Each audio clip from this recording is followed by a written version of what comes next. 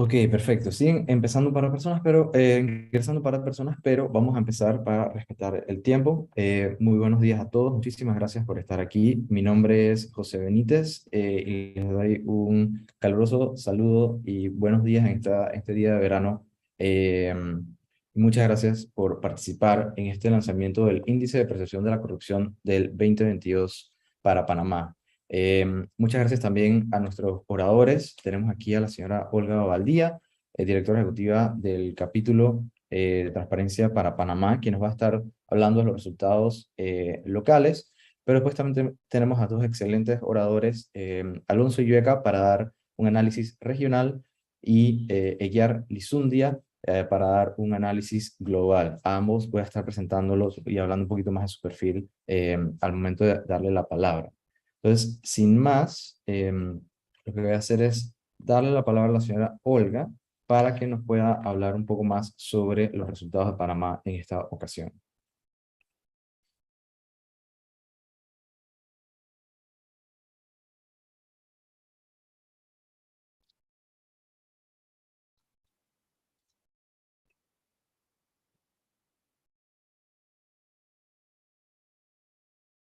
Olga, estás en mute. Señora, no sé si nos escuchan. Buenos días a todos. Bueno, creo que no hay transmisión Zoom sin que pasemos por la sesión espiritista de ¿estás ahí? ¿Me escuchas? Dame una señal de vida. Buenos días a todos. Mi nombre es Olga Dobail Díaz, soy la directora ejecutiva de la Fundación para el Desarrollo de la Libertad Ciudadana y somos el capítulo de Transparencia Internacional en Panamá. Agradezco la presencia de quienes me acompañan el día de hoy por parte de la Fundación José Benítez, coordinador de proyectos, por parte de la Junta Directiva y en representación de nuestra presidenta, la doctora Lina Abad, el licenciado Alonso Illueca, quien nos va a compartir hoy parte del análisis de lo que el índice de la percepción de la corrupción arroja para el año 2022, y a Eguiar Lizundia, que es el experto en gobernanza y anticorrupción del Instituto Republicano Internacional y quien nos honra con el aporte al análisis global. Sin más, comienzo entonces la presentación de los resultados para Panamá del índice de percepción de la corrupción.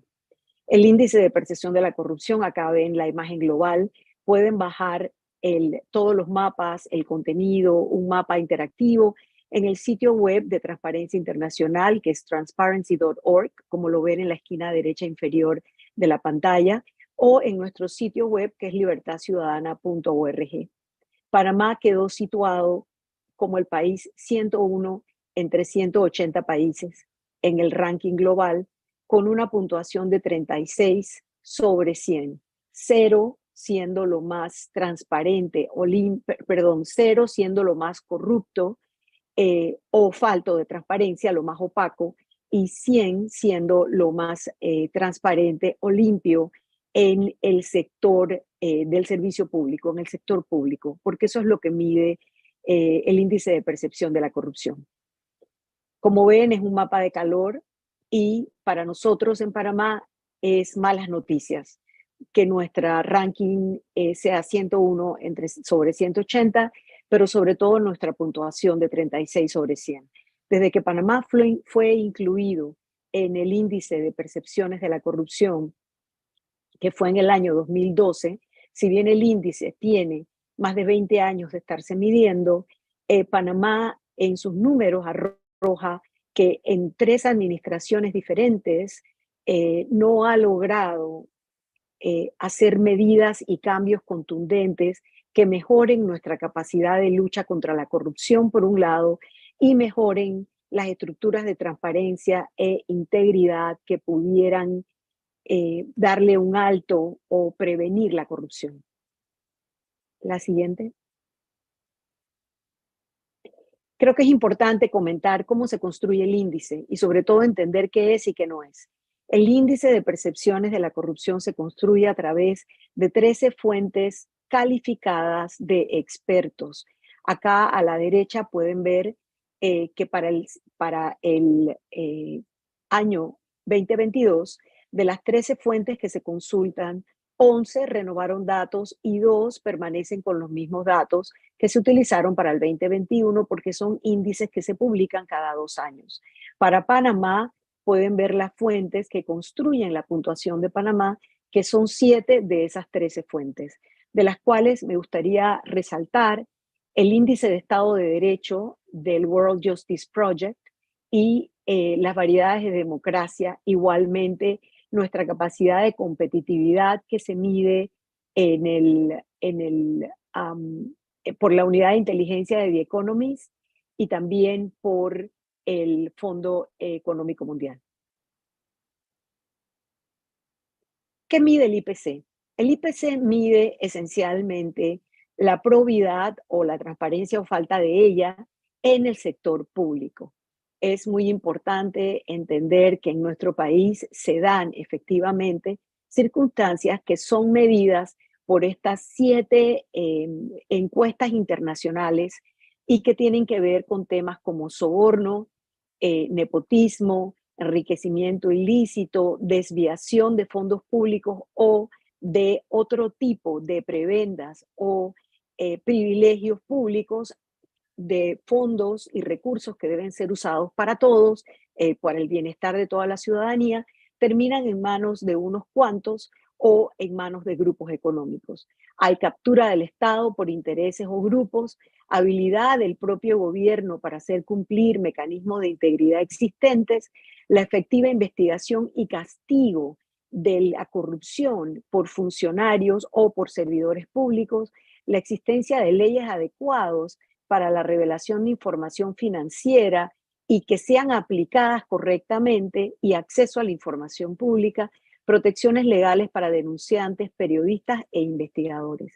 Como pueden ver en la columna de la derecha, estamos en una circunstancia de que o no tenemos el marco necesario para hacer esta lucha, o cuando hay el marco no se aplica correctamente o existe una suerte de vacío en la práctica que se convierte entonces en impunidad real o percibida, o tenemos circunstancias donde hay adelantos, pero todavía estamos esperando ver los efectos prácticos de esos adelantos, como por ejemplo la ley de prevención de conflictos de intereses, que fue aprobada el año pasado en medio de la explosión social y que debe entrar en la práctica el 18 de febrero. Ya hay un formulario que fue publicado, pero todavía no tenemos conocimiento de cómo va a ser el mecanismo en la práctica ni la verdadera función de supervisión que pueda ejercer el ente de control que lo va a manejar, que es la Autoridad de Transparencia. La siguiente.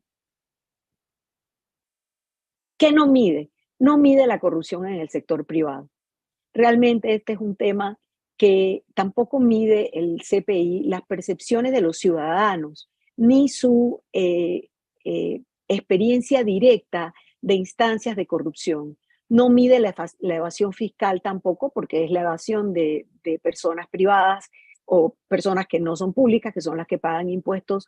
No mide el blanqueo de capitales y no mide el tema de todo el entorno que hay en la corrupción, como el fenómeno que conocemos que tiene dos partes, el corruptor y el que se deja corromper. Es decir, en nuestro país ahora mismo nos hace falta un verdadero marco regulatorio robusto contra la participación privada en las instancias de corrupción. Para eso les recomendamos otros reportes que hemos publicado, como el Barómetro Global de la Pequeña Corrupción, que está en nuestra página web, y el reporte Sombra del ODS 16. La siguiente. ¿Cómo estamos en relación a las Américas? Pues no estamos bien. Las Américas, que además es el sector mundial, la región mundial, donde tenemos más alto número de criminalidad, tuvimos un número plural en los últimos 2 años de explosiones sociales, de manifestaciones y de situaciones límites en países hermanos y cercanos.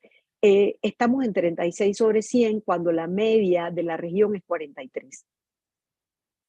O sea que estamos por debajo de la media regional. La siguiente. Ahí vale la pena destacar quiénes son los países que están arriba en el desempeño y quiénes están en las puntuaciones más bajas. Tenemos a Canadá, tenemos a Uruguay, Los Estados Unidos vienen en descenso por los temas internos que tienen con relación al Estado de Derecho. Tenemos a Chile, que también registró un descenso en la puntuación, pero sigue estando entre los primeros. Otro de los países que siempre ha marcado mejor, Costa Rica, también tiene un descenso.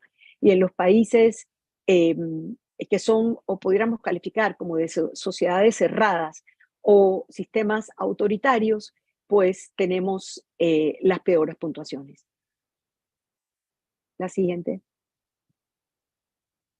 Creo que es bien importante correlacionar qué está haciendo el índice este año. En años anteriores, el índice de percepción de la corrupción ha buscado entender el fenómeno de la corrupción, qué arroja el índice en relación a realidades que se viven en los países.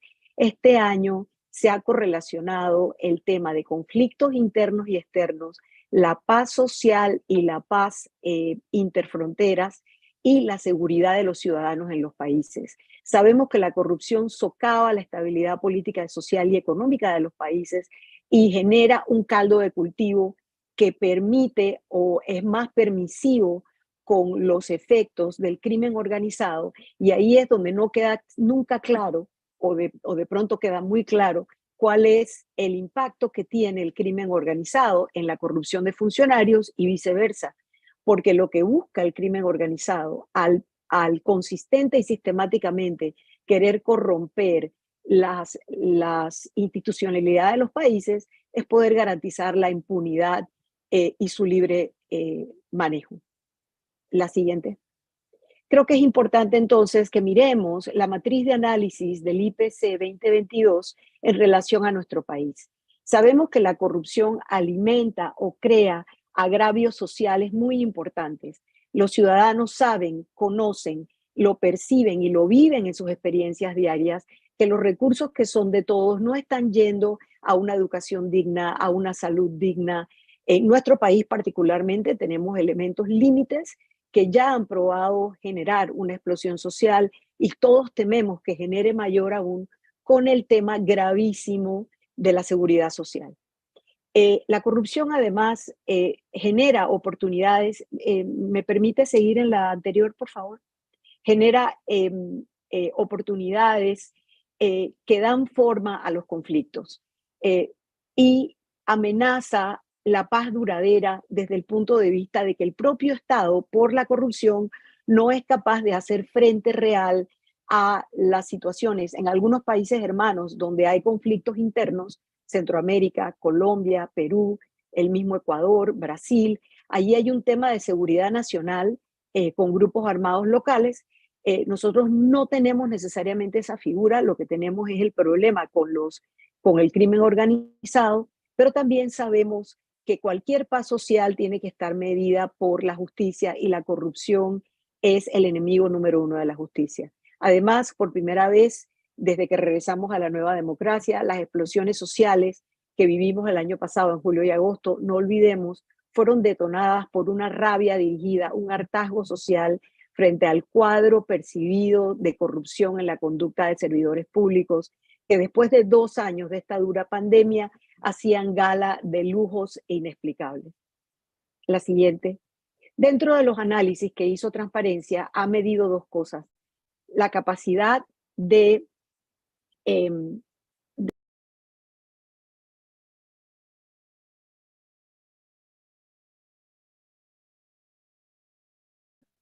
Parece que hemos perdido a la señora Olga, problemas técnicos. Si nos dan, por favor, un minutito, los resolvemos de una vez.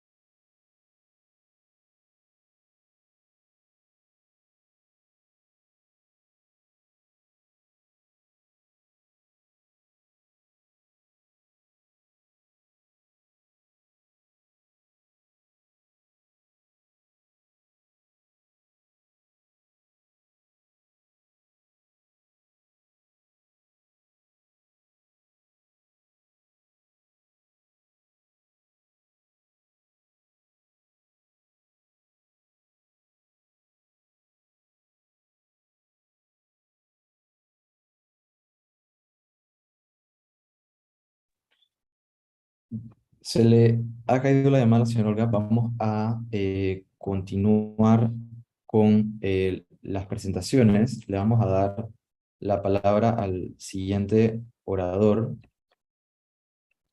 En este caso, nos acompaña el Meister Alonso Illueca para hablarnos sobre el análisis regional. El licenciado Illueca tiene un perfil muy amplio, al igual que nuestro otro orador, así que solamente para dar un resumen, es licenciado en Derecho y Ciencias Políticas, especialista en docencia superior y Master of Laws, eh, abogado, autor, columnista, editor, muchísimas cosas se pueden hablar del licenciado Illueca. Así que sin más, le voy a dar la palabra para que nos hable un poco sobre el análisis regional del índice. Gracias, José, y buenos días a todos. Verdaderamente es un gusto acompañarlos el día de hoy para ayudar a Olga a cerrar o cerrar lo que estaba diciendo Olga. Creo que algo que nos debe quedar claro es que la permanencia de Panamá en un estancamiento continuado en el índice de la percepción de la corrupción, y en particular este año, cuyo tema es conflicto, paz y seguridad, termina por afectar el tejido económico, político y social, a su vez afectando la paz y la seguridad interna e internacionales, y esto a su vez nos convierte en un terreno fértil para la criminalidad organizada, para grupos terroristas y para actores autoritarios extranjeros. Y en ese contexto, pues, una conclusión o una de las primeras conclusiones que por lo menos a mí me arrojó el índice este año fue que Panamá es un país verdaderamente excepcional. ¿Y por qué me refiero a esto de que somos excepcionales? Pues, según el Democracy Matrix, Panamá es una democracia deficiente, pero democracia, en fin. Algunos dirían, si citan otros reportes como el BIDEM, diríamos que somos una democracia electoral, más no una democracia completa o integral. Y según el Banco Mundial, las últimas cifras, somos un país de renta alta. Pero los resultados obtenidos por Panamá en el IPC en realidad no son los de un país con una democracia deficiente y las de un país con una renta alta, sino que somos un régimen híbrido, o nos comparamos en realidad con regímenes híbridos, camino a transformarse en autocracias moderadas, y los de un país de renta media baja. Y entonces en la mañana de hoy lo que les voy a plantear es básicamente un análisis comparativo, compararnos con nuestros pares y ver cómo nos podemos ver en un espejo en base a esa comparación interpares. Los dos países de Latinoamérica que comparten el mismo score, el mismo puntaje con Panamá, es decir, 36 sobre una base de 100 y un ranking 101 sobre 180 países, son dos: Ecuador y Perú. ¿Y por qué les quiero hablar un poquito de Ecuador y Perú? Pues por razones obvias. Se puede encontrar una suerte de relación causal entre las crisis que estos dos países han enfrentado en los últimos años y su puntuación deficiente en el índice de la percepción contra la corrupción. Para Ecuador creo que sí es necesario hacer una remembranza un poquito más amplia, pero no tenemos que echar el cassette tan atrás. Simplemente me quiero referir al paro nacional de 2022 en el Ecuador, ante las olas de movilizaciones en oposición al gobierno del presidente Lasso. Según el propio presidente Lasso, esto se trató de un intento de golpe de Estado, luego de que la Asamblea Nacional incluso se plantease la posibilidad de destituirlo. ¿Cuáles fueron las detonantes? Pues el incremento considerable de los precios de combustible y la canasta básica familiar. Hagamos una pausa ahí y pensemos Panamá en julio y agosto de 2022 y hagamos una suerte de comparación. Y además de esto, el desabastecimiento, la inoperatividad del sistema de salud básica, así como altos niveles de inseguridad que se habían continuado desde la salida de Lenín Moreno de la presidencia de la República. Entonces, nuevamente, si hacemos un análisis bien sencillo entre las detonantes de la crisis social que Panamá vivió en julio-agosto del año pasado y la que Ecuador vivió, vamos a encontrar cierto grado de causalidad entre las mismas detonantes. Lo mismo sucede con Perú.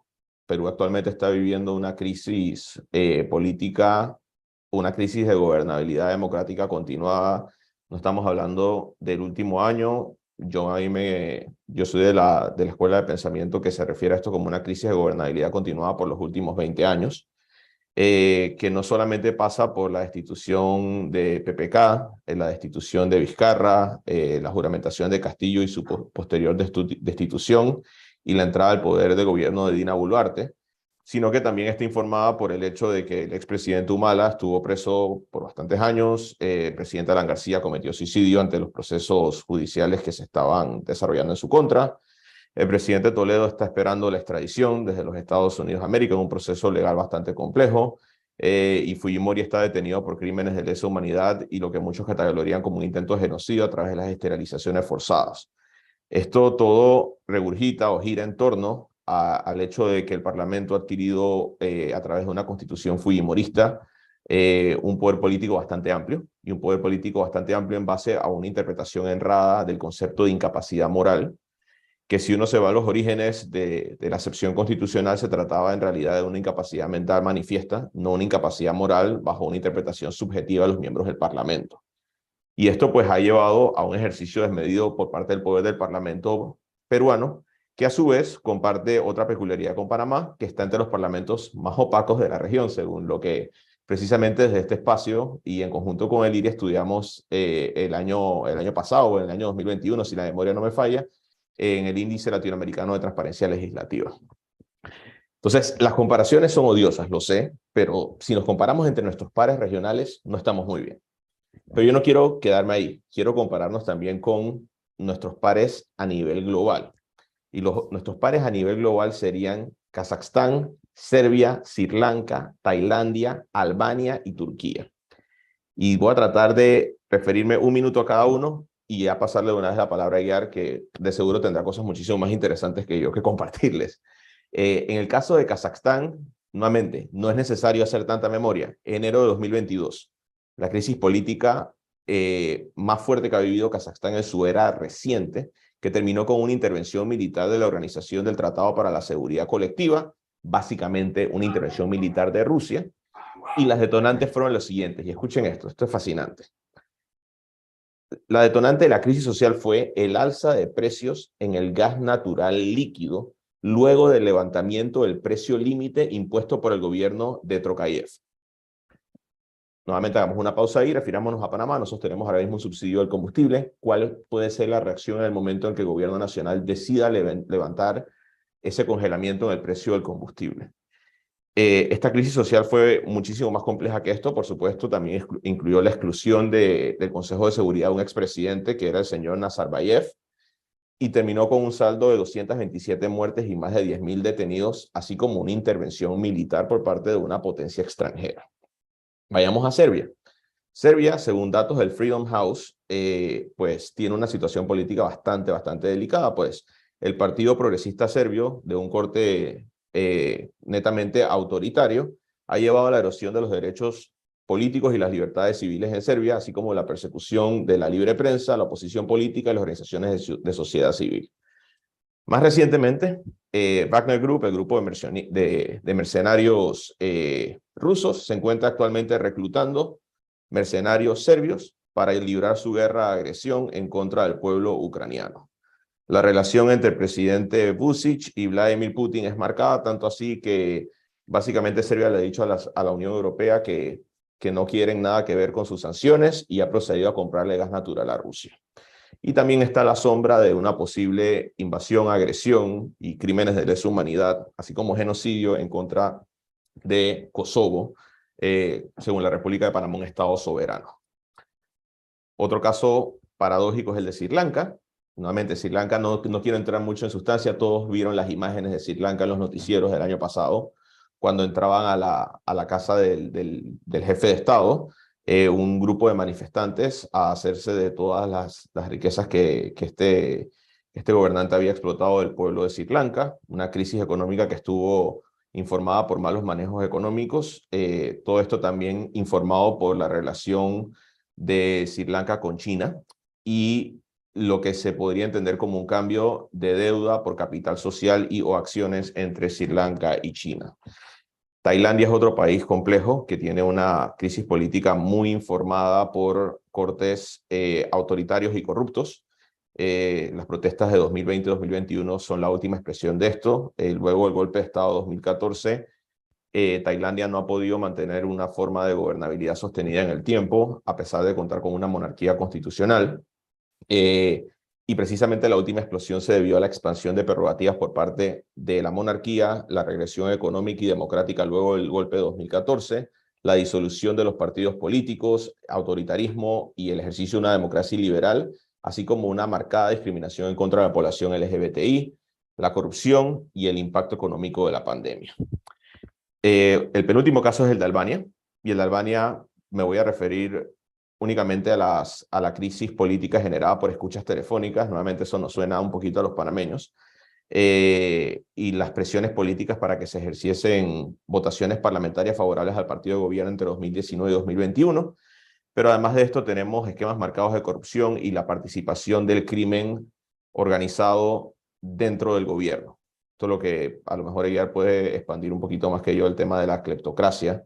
Y por último, me gustaría referirme a Turquía.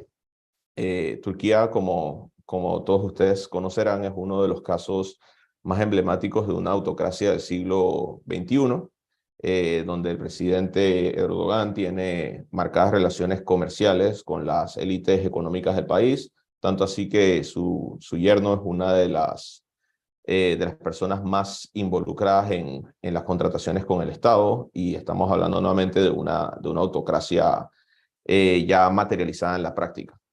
Creo que la constante en todos estos ejemplos que les he mencionado es que si nosotros hacemos un análisis interpares, tanto en el plano regional como en el plano global, el resultado para Panamá no es el óptimo. Este no es el grupo de países con el que Panamá se quiere comparar. Y esto nos deja de manifiesto que verdaderamente este es un país excepcional. No nuevamente en base a ese excepcionalismo mal concebido de que hablaba de Panamá como un oasis de tranquilidad y estabilidad, a pesar de marcados niveles de corrupción, a pesar de marcados niveles de retrocesos en instituciones democráticas, a pesar de las tendencias autoritarias que nos han perseguido históricamente, sino que en realidad somos excepcional en base a que la bomba de tiempo que ya está corriendo no nos estalle. Lo que sucedió en julio y agosto de 2022 puede que nada más haya sido una pequeña muestra de lo que puede ocurrir un poquito más adelante. Y si los índices nos sirven de algo, es para marcarnos nuevamente que nosotros no estamos reflejando lo que en la práctica debería reflejar una democracia con ciertas deficiencias como la que las tiene la República de Panamá, sino que estamos reflejando los resultados de probablemente un régimen autoritario, y que tampoco estamos reflejando los resultados de un país rico. Panamá es un país de renta alta según el Banco Mundial, y en realidad estamos reflejando los resultados de un país de renta media baja.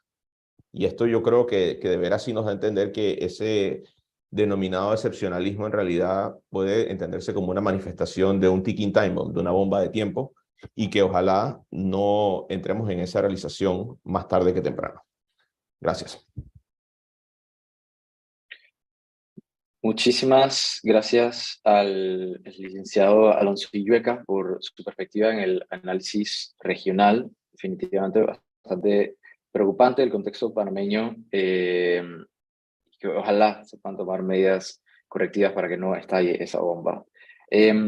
Lo que vamos a hacer es dar la palabra al siguiente orador, Eguiar Lizundia, y después volvemos a que la señora Olga pueda terminar las últimas partes de su presentación que contienen importantes recomendaciones al contexto panameño. Así que les presento al señor Eguiar Lizundia de parte del IRI o Instituto Republicano Internacional. Es asesor principal de gobernanza y anticorrupción. Antes del IRI, Eguiar se desempeñó como especialista en gobernanza en el Banco Mundial y trabajó en empresas de consultoría, ONGs y organismos multilaterales en Madrid, Buenos Aires y Washington, D.C. Es licenciado en Ciencias Políticas por la Universidad Complutense de Madrid, máster en Foreign Service por la Universidad de Georgetown. También cuenta con un diploma del Programa Internacional de Ciencias Po París. Eguiar ha sido colaborador de diversos medios de la prensa española y ha publicado en periódicos y revistas de habla inglesa. Así que muchísimas gracias por estar aquí y por brindarnos sus comentarios sobre el análisis en el contexto global de estos resultados. Adelante. Muchas gracias a ustedes. Es un verdadero placer estar aquí con todos los participantes y los oyentes. Yo soy uno de esos que marcan en el calendario la fecha de publicación de los resultados del índice de percepción de la corrupción, así que estoy verdaderamente encantado de tener la oportunidad de participar en esta conversación, además con tan buena compañía. Decía Alonso que mi análisis iba a ofrecer algunas claves quizá más interesantes que el suyo, pero creo que me va a costar, y también la intervención truncada, pero que esperemos que concluya, de Olga también realmente ha marcado, yo creo, que los principales hitos que refleja este índice. Pero decía que es un privilegio estar aquí, y eso es porque este índice, el IPC de Transparencia Internacional, es una de las herramientas verdaderamente más poderosas que tenemos para avanzar en la lucha contra esta lacra. El carácter global que tiene, la capacidad de comparar 180 países a través de una serie histórica, además, pues nos da un pantallazo de cómo estamos en relación con el control, la prevención y el castigo de este tipo de prácticas a lo largo del tiempo, lo cual es extremadamente útil para nosotros, analistas y seguidores de esta problemática global. En este 2023 que empieza, y con base en los resultados de 2022 que hoy se conocen, parece que obviamente no estamos donde deberíamos estar y desde luego donde nos gustaría estar, ¿verdad? Los resultados no son nada halagüeños, como ya se ha dicho, muestran un estancamiento a nivel global en la capacidad de lucha contra la corrupción. Aunque esta situación no es nueva, dado que se viene dando desde hace una década, más o menos, con diferencias obviamente a nivel de país, pero tomado de forma global, la media se nos mantiene estancada durante 10 años. Como ya se han comentado las puntuaciones de Panamá y de otros países de la región y de fuera de la región, el análisis de Alonso en este sentido es muy interesante, comparando Panamá con sus pares en cuanto a la puntuación. A lo mejor sería interesante reparar en algunas de las tendencias que pueden explicar este desempeño mediocre generalizado a lo largo del globo, y tengo 3 apuntes en este sentido. La primera es que los gobiernos siguen sin cumplir las expectativas de los votantes en lo que la lucha a la corrupción se refiere, a pesar de que, como vemos regularmente todos, la corrupción figura cada vez de forma más prominente en las campañas electorales, en los discursos públicos. Una vez que los representantes públicos hacen posesión o toman posesión de sus cargos, realmente no priorizan las reformas institucionales necesarias, lo que contribuye a profundizar el hastío ciudadano y la sensación de que la corrupción sigue sin ser atajada. Este fenómeno, además, se ve amplificado por una mayor conciencia social, más información y, en algunos casos, también una actividad judicial intensa que ha llevado al descubrimiento de escándalos en múltiples países de la región. En el año 2019, el último año completo antes de la pandemia, como recordarán, tuvimos una explosión de movilizaciones sociales en todo el globo. Se le conoce hoy en día como el año de la protesta, y muchas de estos movimientos tuvieron lugar en América Latina y fueron motivados en mayor o menor grado por el hartazgo frente a la corrupción. La gente percibe y percibía en 2019 y continúa percibiendo ahora, que las cosas no mejoran o que incluso empeoran, y esto obviamente tiene repercusiones para el proceso político. Y mis compañeros han hecho un buen análisis en este sentido. Creo que los casos de Brasil y Perú, centrándose en Latinoamérica, son 2 claros ejemplos de la alta inestabilidad política que tiene su origen en una insatisfacción ciudadana que se correlaciona con la corrupción, y esto es algo que nos dicen las encuestas que hacemos como IRI en muchas partes del mundo. Generalmente vemos que en el número 1 o 2 o 3 de principales problemas que la gente plantea, la corrupción suele siempre figurar. Estas 2 corrientes que decía, el incumplimiento de las promesas y la mayor concienciación, se daban además en un contexto en el que las condiciones de vida de una gran mayoría de los ciudadanos están empeorando de forma muy rápida. Y esto además se está viendo con mayor incidencia en la región. La alta inflación, la desaceleración económica justo en plena salida de la pandemia, todo esto contribuye a reducir la tolerancia a la corrupción y a la vez incrementa la sensibilización frente a la misma. Si a eso le sumamos, además, como se ha comentado, la elevada inseguridad ciudadana, la criminalidad y otros incumplimientos del Estado de Derecho que redundan en una mayor inseguridad, la situación de los países de la región es aún más acuciante. La pregunta entonces que cabe hacerse, dado este panorama quizá un poco desolador, es cuáles son los potenciales riesgos de este estancamiento crónico. Y Transparencia Internacional ya nos advirtió el año pasado, o en años pasados, mejor dicho, de la amenaza que supone la corrupción estructural para la consolidación democrática. Y este año, con muy buen tino, y Olga hablaba de esto al principio de su locución, Transparencia Internacional se ha centrado en la conexión entre corrupción, seguridad y conflicto, sobre la cual también me gustaría ofrecer algunas ideas de forma rápida. La primera es que la relación entre la corrupción y el conflicto, la paz y la seguridad es multidireccional. Por un lado, la corrupción contribuye a las causas que pueden hacer detonar un conflicto y por otro también hace que la inestabilidad se perpetúe, creando un ciclo difícil de romper o de alterar. ¿Cómo sucede esto? Pues el mecanismo es el siguiente. La corrupción exacerba tensiones latentes, dado que contribuye a la desigualdad y la exclusión de amplias capas de la población porque, por naturaleza, beneficia a un grupo pequeño a expensas de la mayoría. Y esto, a su vez, puede alimentar las fuentes de conflicto, al generar tensiones más pronunciadas. Al mismo tiempo, una vez que estamos en una situación de conflicto, la corrupción le da combustible, tanto al conflicto como a la inestabilidad, por medio de sus múltiples manifestaciones, desde la extorsión, el narcotráfico y el contrabando, que coadyuvan a la criminalidad y a la respuesta frente a la autoridad del Estado, pero también por medio del nepotismo, el clientelismo y la captura del Estado, por la cual el Estado es privado de recursos para atajar aquellos que suponen una amenaza para la seguridad y para la paz ciudadana, y a la vez reducen la confianza en las instituciones. Y esto a la larga obviamente afecta a la legitimidad del Estado en sí mismo y su capacidad para promover la cohesión social, para servir de mediador de las divisiones que puedan existir y en general para responder a las prioridades de los ciudadanos. Por otro lado, y Alonso como que me dio el testigo en este sentido, quería hablar de la corrupción a gran escala y de carácter transnacional que a nosotros nos gusta o que preferimos llamar como cleptocracia, que también se vincula con el conflicto de forma bastante acentuada. Para aquellos que no estén muy familiarizados con el término, la cleptocracia es quizá una nueva categoría de corrupción o un nuevo marco para entender la corrupción que pone énfasis en tres aspectos principales de la corrupción contemporánea a nivel político. Y el primero es la tendencia a formas autoritarias de gobernanza, puesto que la opacidad y la represión son necesarias, ¿verdad?, para perpetuar este tipo de gobierno en el que mandan los ladrones, atendiendo digamos, a la etimología de la palabra cleptocracia. El segundo aspecto es el papel que juegan los facilitadores, abogados, contables, pero también tratantes de arte, agentes inmobiliarios y otros profesionales que permiten el trasvase de activos de un país donde se extraen a jurisdicciones seguras. Un trasvase que además se hace explotando el sistema financiero internacional, que digamos es la tercera característica de la cleptocracia.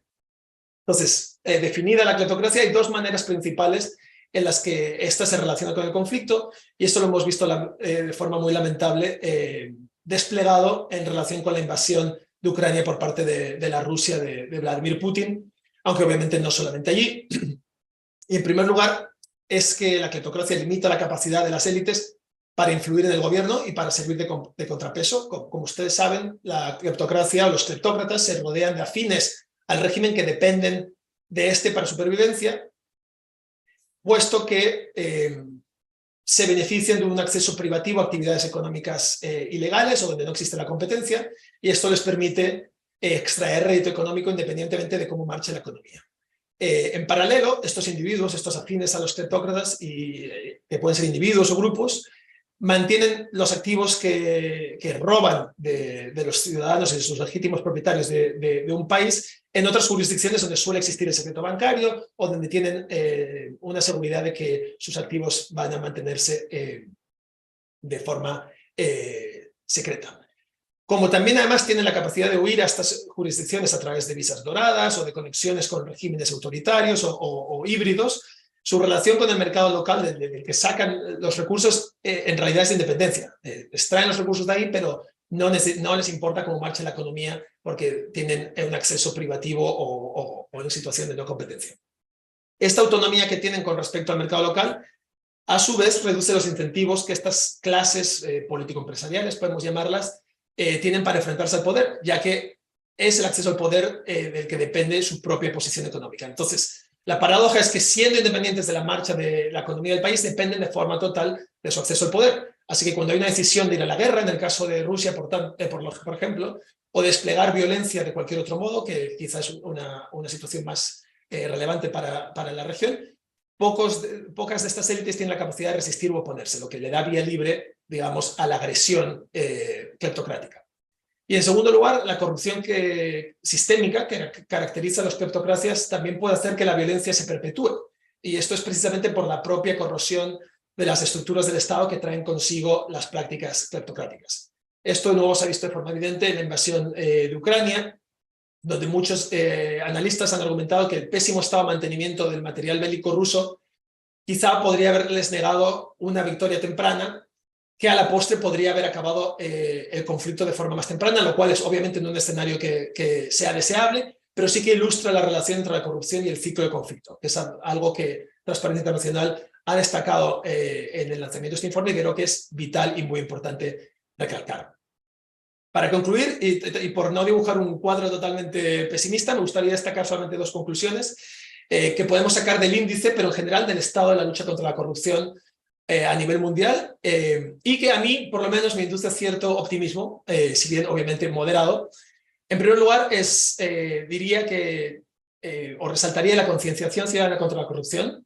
Obviamente hay un estancamiento en Panamá y en muchos otros países, pero los ejemplos de acción colectiva están ahí.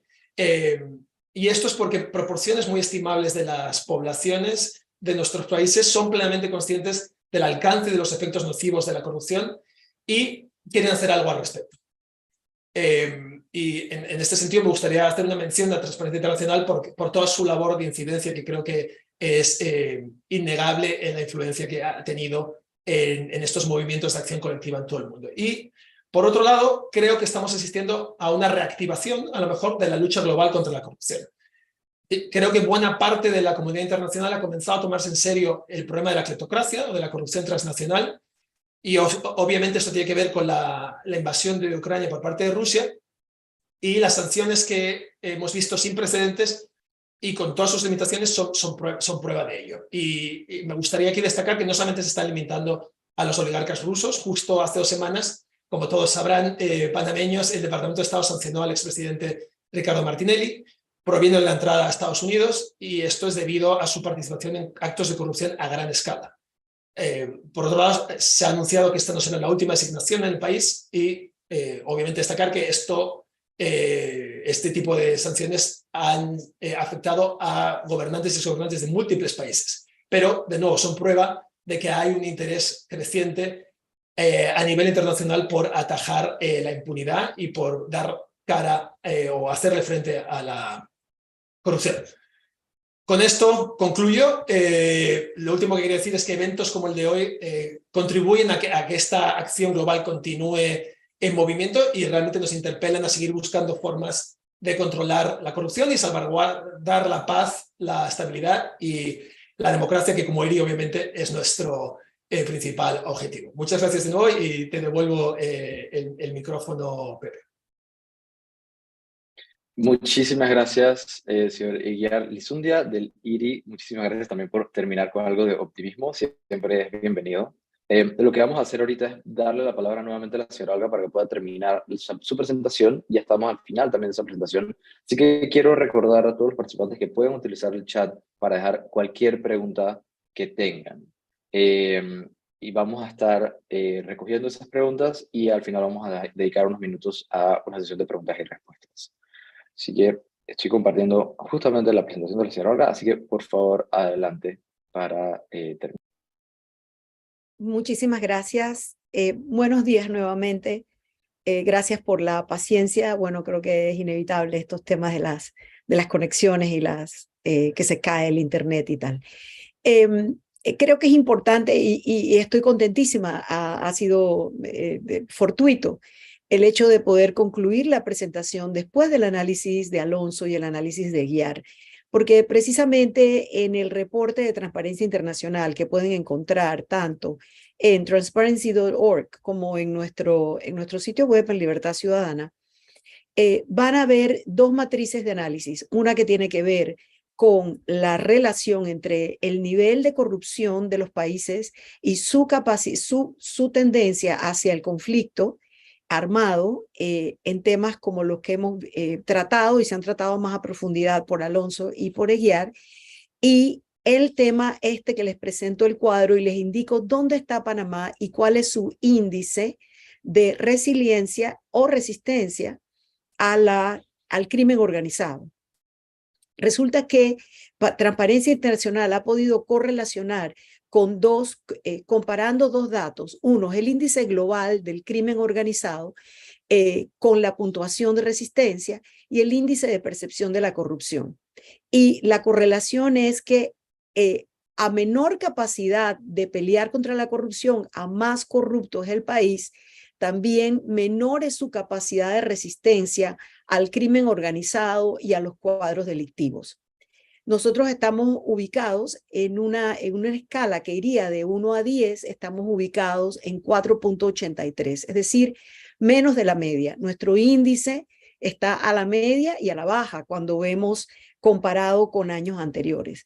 Esto no es casualidad, esto es producto directo de la corrupción, ya sea directamente sobre individuos en los estamentos de seguridad como en individuos en cargos de mando y jurisdicción, como en los propios funcionarios elegidos por votación, que son quienes deben pautar ya sea el marco jurídico o el cumplimiento de ellos, y que no lo están haciendo. Y por último, el gran componente en Panamá, que no podemos hablar de corrupción sin mencionar la poca eficacia de la justicia en perseguir y castigar con robustez y con certeza cuando se encuentran cuadros de corrupción pública.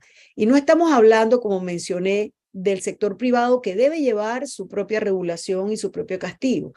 Cuando hay cuadros de corrupción, estamos hablando de la corrupción pública. El siguiente. La situación y los retos para Panamá son varios.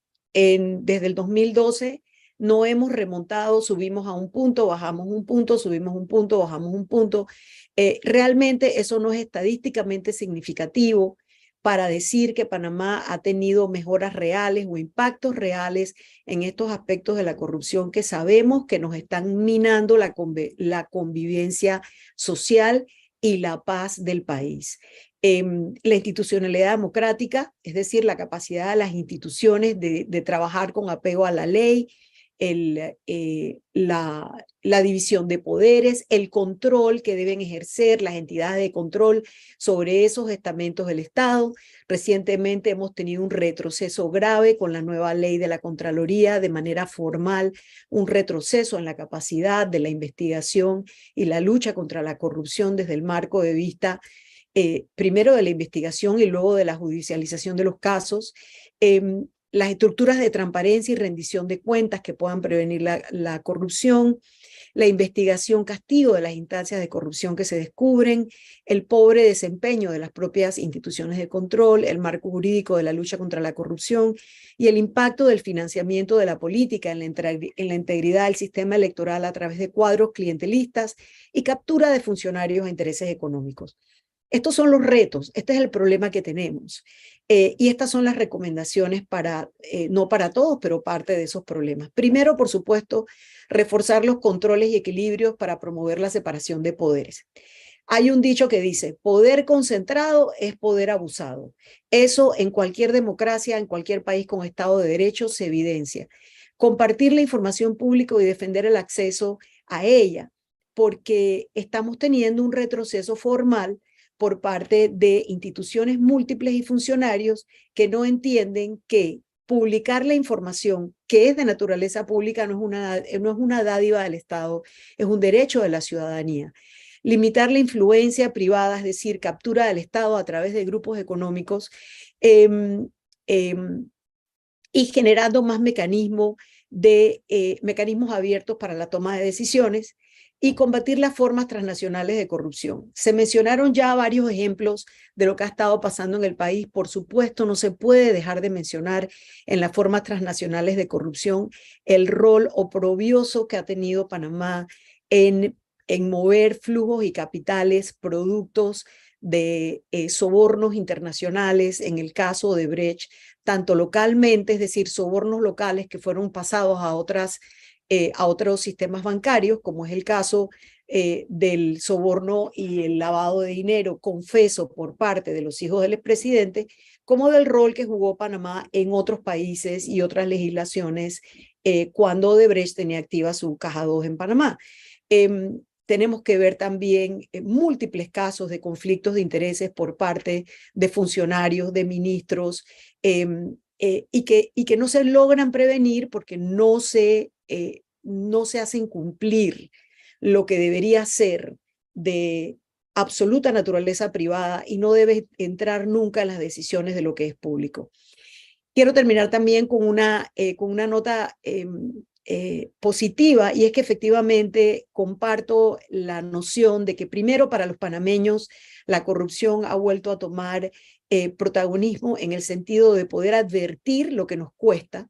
Creo que la explosión social del año pasado fue muy clara en advertirlo, por lo menos a nivel de lo que fue la sociedad en general. No se vio reflejada en las mesas de negociación, cuyo resultado todavía no tiene de hecho, no tiene resultados realmente prácticos ni robustos, pero creo que quedó en la conciencia nacional el impacto gigantesco que tiene para todos en todos los aspectos de la vida, que van desde la canasta básica hasta los grandes contratos en los cuales no queda claro si los intereses del país están siendo realmente protegidos ni cómo están siendo defendidos, porque hay opacidad en el contenido de esos contratos.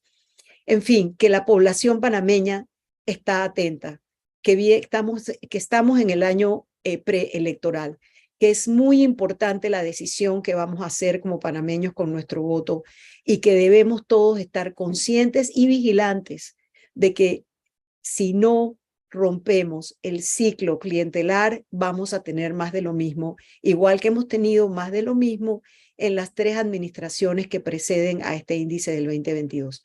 Y cierro aquí para poder atender las preguntas que estén en el chat. Muchísimas gracias.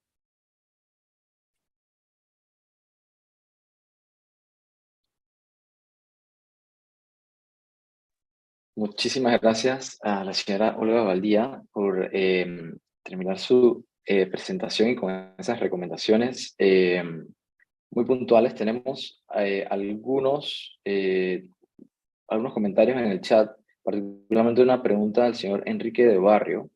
Menciona, ante todo, muchas gracias y saludos a los amigos. Para bailar el tango se necesitan 3. El corrupto, sector público, político, el corruptor, sector privado u otro sector, y a veces se invierten esos roles. Y el tercer jugador en el baile del tango es quien toca el bandoneón. Esos somos todos quienes ante una flagrante acto de corrupción hacemos algo, miramos a otro lado con mucha indiferencia. La pregunta es, ¿no les parece entonces que hace sentido hacer esta medición en forma integral en las 3 partes, no solo lo público, para tener un diagnóstico mucho más exacto de la gravedad del asunto y las posibles soluciones? El combate a la corrupción ciertamente debe ser integral. No sé si tienen algún comentario al respecto. Bueno, yo diría, en primer lugar, grandes saludos a Enrique. Lo cuento entre mis amigos y estoy segura que él me cuenta entre sus amigas. Y siempre nos encontramos lo que yo llamo los sospechosos usuales en estos espacios de interés y de lucha. Efectivamente, estoy de acuerdo, la corrupción hay que medirla en todos sus aspectos. Sin embargo, la concentración que hace el índice de percepción de la corrupción en el sector privado, invito a que puedan revisar esas fuentes que son las fuentes de las cuales se construye el IPC.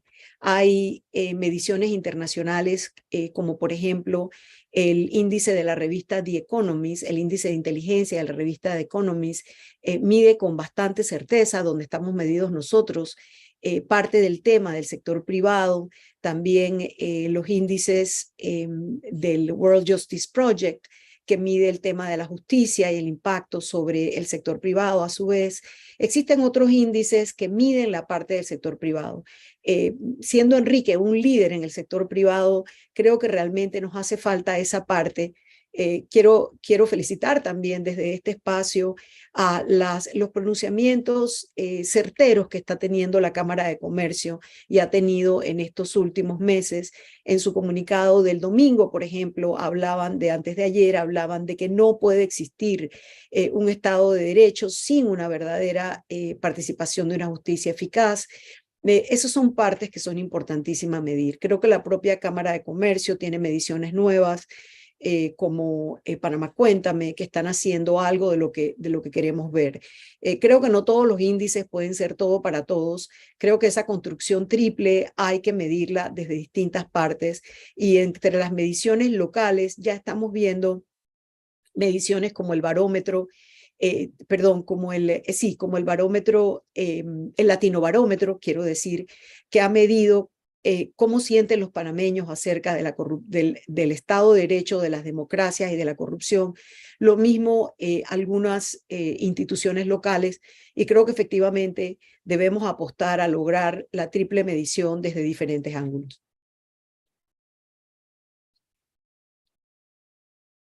Muchísimas gracias. No sé si quizás alguno otro de los expositores tenga algún comentario al respecto de esa pregunta. Por el momento no tenemos ninguna otra pregunta en el chat. Les exhortamos a que las puedan poner ahí y las vamos a estar leyendo. No sé, quizás alguien más tenga algún comentario sobre eso. A mí me gustaría abonar un poco más en tanto lo que comentado don Enrique como lo que comentó Olga, y reafirmar un tema que es bien interesante, que nuevamente no es una perspectiva personal, sino ya es un tema que comparten muchos historiadores de talla nacional y de talla internacional. No solamente me refiero a historiadores como Patricia Pizurno, como Celestino Andrés Araúz, sino también como Matthew Rowe, Scalena, Mayor, que tienen la percepción, perdón, no es una percepción aquí, ya es la teoría, y una teoría creo que muy bien fundamentada, que la corrupción en Panamá se encuentra institucionalizada desde los tiempos de la colonia. Entonces, esa radiografía que nos ofrecen historiadores de mucho prestigio a nivel nacional y a nivel internacional, también nos lleva a una conclusión, por lo menos desde mi perspectiva, desde mi campo de interés, que es que la corrupción se ha convertido en una debilidad estratégica para Panamá, que lo convierte en un blanco fácil para actos intervencionistas por parte de estados que promueven una visión alterna de las cosas. Nos convierte en un blanco perfecto para el intervencionismo de autocracias, pero también de cleptocracias. Y esto se ha visto pero muy matizado en las crecientes discusiones que se están desarrollando en el plano nacional en torno a dos grandes proyectos de infraestructura, un proyecto minero y otro proyecto portuario.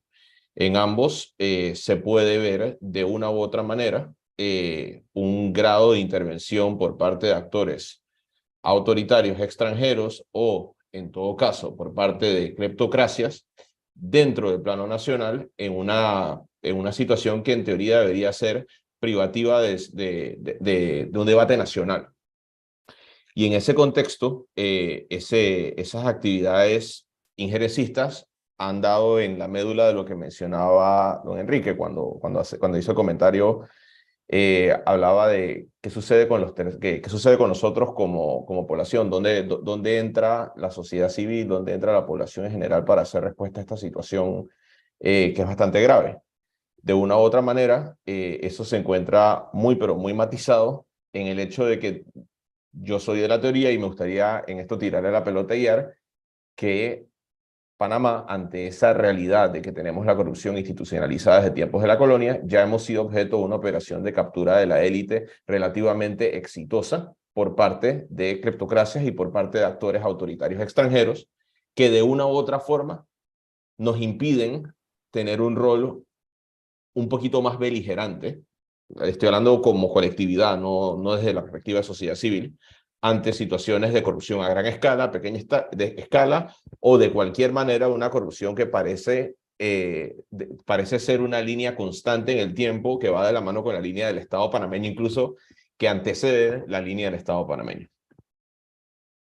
Espero haber hecho algo de lógica. Cogiéndote el guante igual, Alonso, sí, yo creo que es indudable que existe una dependencia de la senda, ¿no? En el sentido de que los países que tradicionalmente han tenido estructuras más extractivas, sea por cuestiones que tienen que ver con un pasado colonial o imperial, o por sistemas políticos basados en la extracción y que impiden el control ciudadano de los actos públicos, lo tienen más difícil para romper esa cadena, digamos, de dinámicas y de prácticas corruptas desde los más altos niveles del Estado. Pero a la vez no creo que eso sea un impedimento total. Y hemos tenido ejemplos, además los pocos casos que conocemos exitosos en las últimas décadas de cambios realmente significativos en cuanto al ambiente de control de la corrupción, sucedieron en países que tenían un pasado, por ejemplo, de tipo comunista y soviético, como Georgia, el país, ¿no? Que es frecuentemente citado como uno de los más claros, o de las historias de éxito, que demuestran que sí que se puede romper esas cadenas metafóricas que hacen que, por mucho que se hable de cambios y que haya promesas electorales, muchas veces los países no acaben ejecutando reformas. En el caso de Georgia las vimos y eso fue saliendo de una dictadura comunista de muchas décadas, ¿no? Entonces, no quiero que nos lleve esto al desánimo, pero sí es cierto que obviamente el pasado influye e importa y se correlaciona, ¿no? Con la capacidad de control de la corrupción. Las democracias, a cuanto más consolidadas, mejor tienden a quedar paradas en el índice, puesto que tienen más capacidad de controlar la corrupción y de mantenerla bajo control.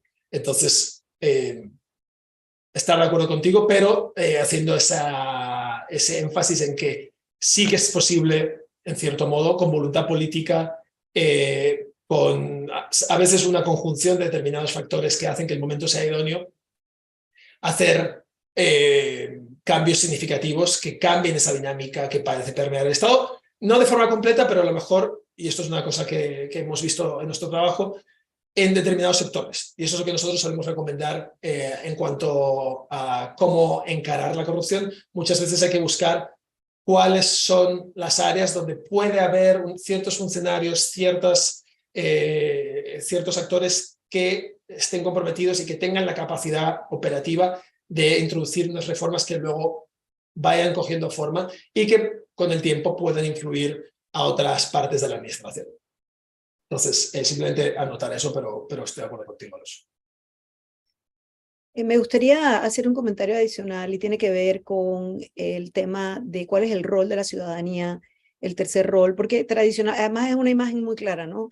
Se hablaba siempre de la corrupción como un tango que bailaban dos, y Enrique trae el nuevo paradigma que es no solamente la bailan dos, el corrupto y el corruptor y el que se deja corromper, sino que hay un tercero, el que tocaba el bandoneón, es decir, la población que está permitiendo que esto se dé. En un país como Panamá, donde efectivamente, y Alonso hizo alusión a ello, nuestro estar clasificados como un país de alto ingreso, pero tener el índice Gini y la desigualdad más impactante de América Latina en el contexto de un país como Panamá, porque creo que debajo de nosotros está Haití y algún otro más, pero que no tienen el contexto que tiene Panamá, nos pone en un lugar muy particular. Allí hay dos cosas que es importante entender en un nuevo paradigma de la lucha contra la corrupción. El hartazgo, la rabia de la que hablamos, de la que mencionó Eguiar y que se ha convertido en América Latina en un conductor de exigencia de cambio político y de reacción de los gobiernos cuando esta rabia o este hartazgo se genera una explosión social como la que se generó en Panamá. Y puede darse la idea de que este hartazgo o esta rabia es desordenada, no está dirigida, sale de muchos focos. Pero ya decía Gramsci que no hay tal cosa como una rabia social que no esté de alguna manera dirigida. Y allí es donde hay una gran oportunidad en la lucha contra la corrupción.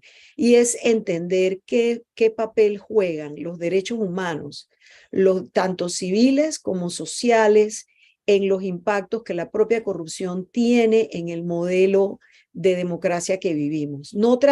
Tradicionalmente no necesariamente se entendía el impacto, la correlación entre la corrupción y el impacto a los derechos humanos. Hoy se entiende que es directa y peor aún, sabemos por mediciones adicionales que los grupos humanos a mayor vulnerabilidad, mayor impacto tiene la corrupción en ellos. Es decir, aquellos que ya tienen de por sí una vulnerabilidad, ya sea por ingreso económico, por el sexo, por la situación geográfica donde nacieron, hay toda una serie de variables que ponen a los grupos en vulnerabilidad y son aquellos grupos que requieren servicios del Estado, son los que van a ser más impactados por la corrupción. Por lo tanto, podemos empezar a tejer una nueva narrativa de lucha contra la corrupción que está centrada en la persona humana, no solamente visto desde el punto de vista de lo económico, cómo nos impacta, sino a nivel humano, cómo impacta al ser humano su capacidad de generar un proyecto de vida que le genere bienestar para él y su familia dentro de una construcción en un estado que nos sirva a todos. Ese es un tema muy, muy importante, puede ser la nueva frontera. Lo que sí siento que no hay cómo no hacerlo, es decir, aquello de tenemos 20 años peleando contra la corrupción, no logramos nada, ya ni peleemos. Es como abrir la casa al ladrón y dejársela. No hay ser humano que no tenga el deseo de poder generar una construcción de vida para sí mismo mejor, y la lucha contra la corrupción vista desde la institucionalidad democrática y los derechos humanos puede generar esa nueva narrativa.